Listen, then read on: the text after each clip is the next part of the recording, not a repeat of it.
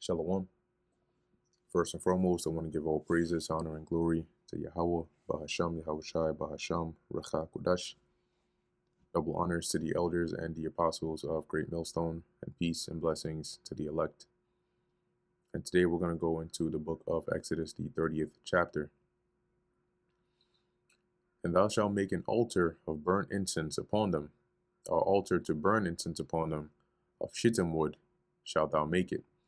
So, in addition to the altar of sacrifice, right, within the court, right, you have the tabernacle, which consists here. You have the tabernacle, which consists of the holy place, which has the table, the candlestick. You have the veil, and then you have the Ark of the Covenant in the most holy section. And then outside of the tabernacle, you have the court, and then you have within there the altar of sacrifice, burnt offerings, and so on. And then you have the walls of the court. Now, the Lord is commanding Moses that you also have to create another altar. This altar is not going to be for sacrifice of meats and so on and so forth, right? So it says here, you're going to make another altar. A cubit shall be the length thereof, and a cubit the breadth thereof. 4 square shall it be, so it's going to be a square. And 2 cubits shall be the height thereof. The horns thereof shall be of the same. So similar to the altar of sacrifice, the horns would be attached. It would be a part of the same structure. And thou shalt overlay it with pure gold, the top thereof, and the sides thereof round about, and the horns thereof, and thou shalt make onto it a crown of gold round about, which is just like the design around the top layer of the altar.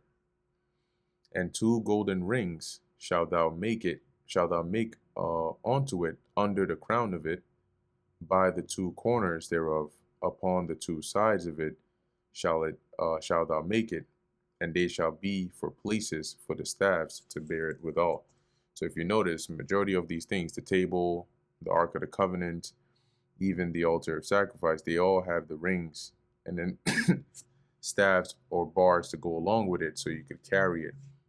Because they weren't stationary in the wilderness. They traveled from place to place, and they would need to pack everything up and then reset up at a new location whenever they moved. And so the staffs were needed in order to carry the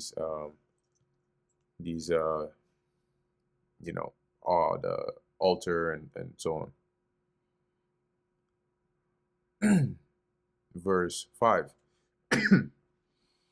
And thou shalt make the staves of shittim wood, and overlay them with gold. And thou shalt put it before the veil that is by the ark of the testimony. So it's not going to be in the most holy place with the ark. It'll be outside of that, in the holy place. As it says, before the mercy seat that is over the testimony, where I will meet with thee. So this would be the veil. That right there, that's the altar of incense. And then behind the veil, you would have the Ark of the Covenant.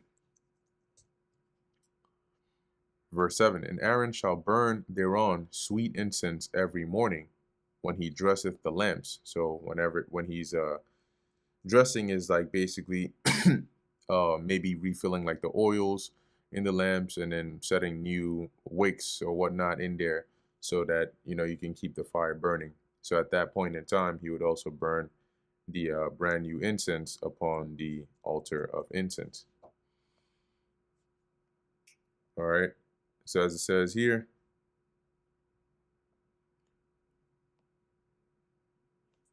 verse 8.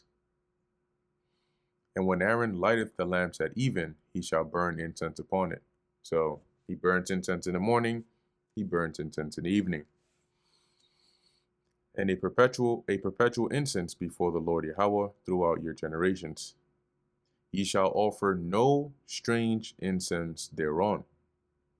So only the holy incense, which the Lord will determine, for himself what that would be like, is what they were allowed to burn upon the altar of incense. You're not supposed to burn strange incense, nor burnt sacrifice, because that altar wasn't for meat. All right. So you're the same kind of burnt sacrifice they did on the altar of sacrifice over here was not to be done on that inner altar. Nor meat offering, neither shall ye pour drink offering thereon. And Aaron shall make an atonement upon the horns of it once in a year with the blood of the sin offering for atonements. Once in the year he shall make atonement upon it throughout your generations. It is the most holy unto the Lord. So basically, he would put the blood upon the horns of that altar once a year, and that would basically, be like a cleansing, as it says, or an atonement. So in the NLT, it says, once a year, Aaron must purify the altar by smearing its horns with blood from the offering made to purify the people from their sin. This will be a regular annual event from generation to generation, for this is the Lord Yahweh's most holy altar. So I'll read that continuing in that part again. Once in the year shall he make atonement upon it throughout your generations. It is most holy unto the Lord Yahweh. And the Lord Yahweh spake unto Moses, saying, when thou takest the sum of the children of Israel after their number, so basically kind of like a census, right? And when you take the sum, it means you're getting the total number of them. But this was for, as it's going to specify, a certain age group that would have to do this thing, right? It says, then shall they give every man a ransom for his soul unto the Lord, when thou numberest them, that there be no plague among them when thou numberest them. So to avoid any plagues or any judgments coming down after numbering them, everybody would have to give a ransom. A ransom is something in exchange for, to redeem yourself. Something that wasn't done during the time of King David when the Lord moved them to number Israel. Hence they got that plague upon them, or that judgment by the angel of the Lord. So this shall they give every man, this shall they give, that is the ransom, everyone that passeth among them that are numbered, half a shekel after the shekel of the sanctuary. A shekel is 20 gerahs, and half shekel shall be the offering of the Lord. So that is what they would basically give once they were numbered. Everyone that passeth among them, or that is numbered, among them that are numbered from 20 years old and above, shall give an offering unto the Lord. So if you're 20 years old and older, you would be required to give this offering, which is that half shekel. The rich shall not give more, and the poor shall not give less. And that's money, right? Shall not give less than half a shekel. This is in fairness. So this isn't pro rata. This is a specific set amount. When they give an offering unto the Lord Yahweh to make an atonement for your souls. And thou shalt take the atonement money of the children of Israel, and shall appoint it for the service of the tabernacle of the congregation. Because remember, these things are not, you require gold, right? You require animals for the sacrifice. You need the water for cleansing. You need anything that you would need for the servicing, right? It costs money as well. So this would be there, and then it would be needed to purchase whatever was needed to allow the priest to be able to service or minister in the tabernacle. That's what that money would go towards. That it may be a memorial unto the children of Israel before the Lord Yahweh, to make an atonement for your souls. Verse 17, and the Lord Yahweh spake unto Moses, saying, thou shalt also make a laver of brass. And this laver is like, it was to hold water. So something like this, okay, like a big giant bowl to hold water, made of brass, and his foot also of brass. So the stand of it would be also made of brass, to wash withal. Because remember, when you're sacrificing, of course, you need water for that, but it's going to go into also the other use of it. But there's blood, there's, the place gets dirty and all that. You need water. Okay, you need water. So it says here, and thou shalt put it between the tabernacle of the congregation and the altar, and thou shalt put water therein. So if the tabernacle and this is the altar, that's why they have it in this depiction here as being placed right here. For Aaron and his sons shall wash their hands and their feet thereat. When they go into the tabernacle of the congregation, they shall wash with water, that they die not. So when they go in here to go and minister, right, whatever it is that they're going to go do in there, they got to wash before they go in. As it says, that they die not. Or so that to avoid death, they had to follow exactly this specific ordinance or ritual to, before going inside. Same way Aaron had to have the bells on his garment so that they would announce basically as he was going into the tabernacle. Or when they come near to the altar to minister, so if they came to perform a sacrifice or whatnot, they would have to wash before they did so. To burn offering made by fire unto the Lord. So they shall wash their hands and their feet, that they die not, and it shall be a statute forever to them, even to him and to his seed throughout their generations. So this was a part of the things they needed to do as priests, in ministering to the Lord. You cannot go and perform a sacrifice without washing yourself in the way the Lord is described here, or else he will put you out. Verse 22. Moreover, the Lord spake unto Moses, so in addition, saying, take thou also, now you see why he was up there 40 days and 40 nights, right? Take thou also unto thee principal spices of pure myrrh, 500 shekels, and of sweet cinnamon, half so much, even 250 shekels. So 500 shekels worth of myrrh, 250 shekels worth of sweet cinnamon, and of sweet calamus, 250 shekels. And these were, cents. And of cassia, 500 shekels, after the shekel of the sanctuary, and of olive oil, and hin. So how would they be able to buy this? You needed the money. And thou shalt make it an oil of holy ointment, an ointment compound after the art of the apothecary. So you would basically mix these ingredients together to make this holy, mixture. As it says, it shall be an holy anointing oil. So this mixture is separate, is specific, this combination right here. And an apothecary, let's look into that word, but it's one that deals in these things, perfumes and oil mixtures and so on. Right, it says mixed compound perfumer. Let's look that up here. Apothecary.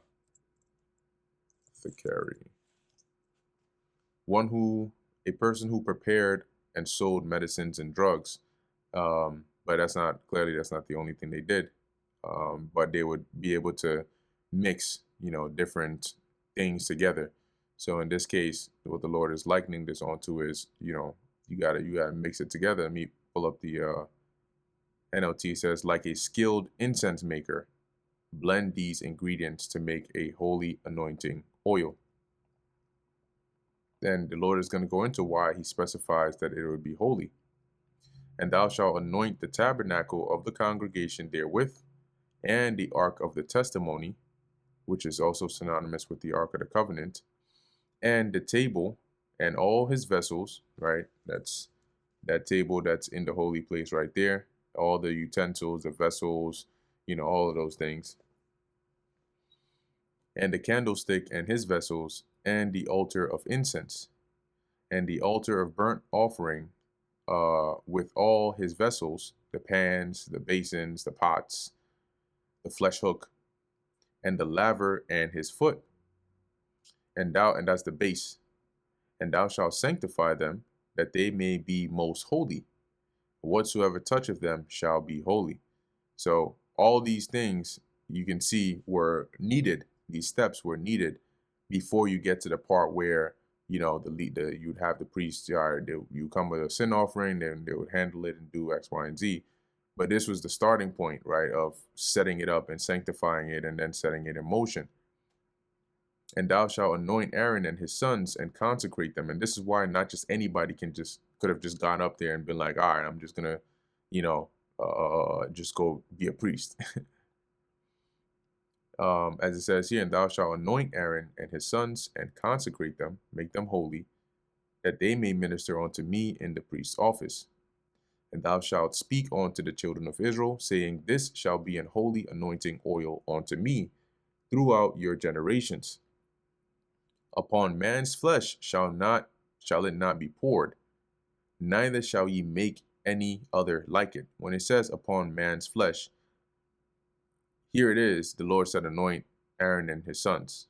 But then he says, upon man's flesh, you're not supposed to pour this. Meaning, this isn't, you can't use this composition, this same type of mixture, as for your personal use.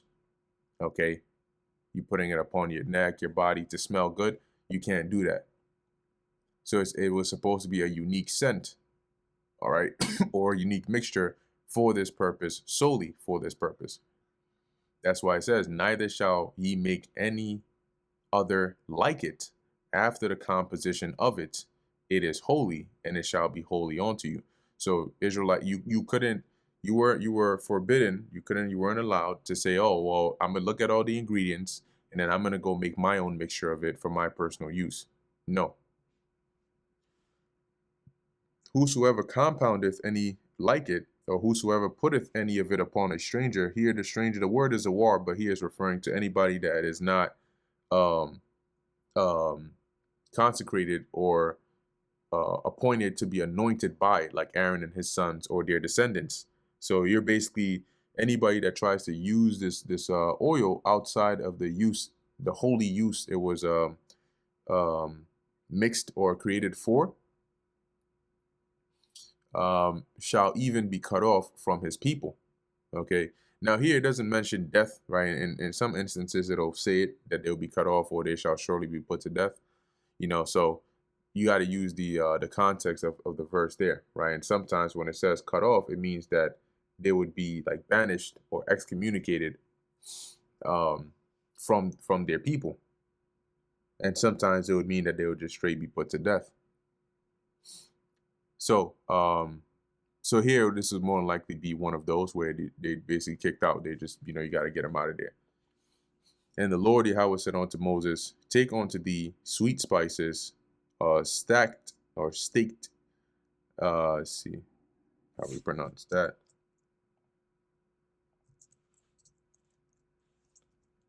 Pronunciation. Oh, static.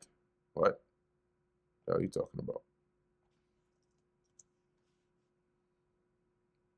Yeah, stack tea, steak tea. Cool. That's good enough for me. All right. And onycha or onica, however that is pronounced, and galbanum, these sweet spices with pure frankincense, for each shall there be a like weight. So it would all the same measurements for each, and you would gather all these together, and thou shalt make it a perfume, a confection after the art of the apothecary, similar to the mixture above that we read about. So it would be mixed with delicacy, or meticulously, tempered together, mixed together, pure and holy. And a confection is like a mixture as well. Let's look into that word.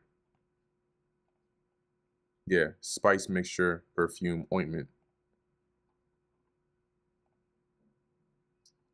Verse 36, and thou shalt beat some of it very small. And so you're gonna mix these spices together have a small amount, which would be put of it before the testimony in the tabernacle of the congregation, so before the ark, where I will meet with thee. It shall be unto you most holy. So you can only imagine how it the scent that was in the holy place, it would smell real holy, right? With the incense burning, but also with the this, holy perfume or confection that was set in there. And as for the perfume which thou shalt make, ye shall not make to yourselves according to the composition thereof. It shall be unto thee holy for the Lord Yahweh. So just like the anointing oil and this perfume here or this ointment, you weren't supposed to make anything like that, that same mixture for yourselves. Whosoever shall make like unto that to smell thereto shall even be cut off from his people. And that brings us to the end of the book of Exodus, the 30th chapter. Lord willing, that was edifying to the elect. In closing, I want to give all praises, honor, and glory to Yahweh, Bahasham Yahweh Shai, Bahasham Recha Kodash. Until next time, Shalom.